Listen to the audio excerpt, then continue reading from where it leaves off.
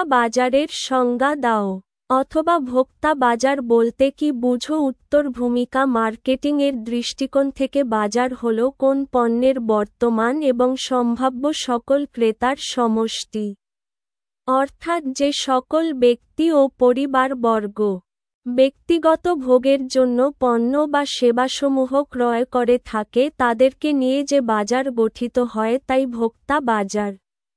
ভোক্তা বাজারের সংজ্ঞা যেখান থেকে সাধারণ ব্যক্তি বা জনগণ, পরিবারের সদস্যরা তাদের নিজেদের পরিবারের সকলের ভোগের উদ্দেশ্যে যে দ্রব্য সামগ্রী ক্রয় করে তাকে ভোক্তা বাজার বলে।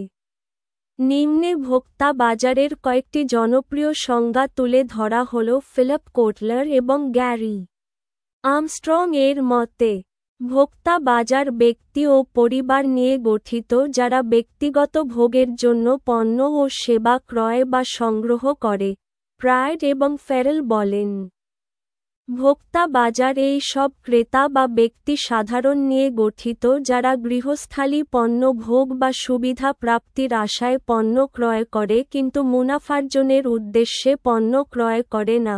স্টিভেন জে স্কিনার এর মতে, ব্যক্তি বা গৃহস্থালীর ক্রেতা সমন্বয়ে ভোক্তা বাজার গঠিত যারা ক্রয়কৃত পণ্য ভোগ করার বা পণ্য থেকে সুবিধা নেয়ার পরিকল্পনা করে এবং মুনাফার উদ্দেশ্যে পণ্য ক্রয় করে না।